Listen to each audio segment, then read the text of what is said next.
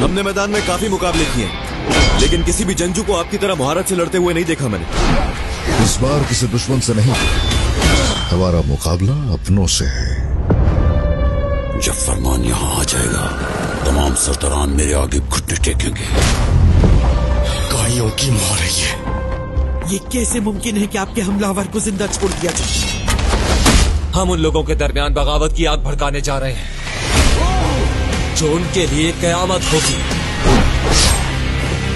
तलवारें बाहर आ चुकी हैं।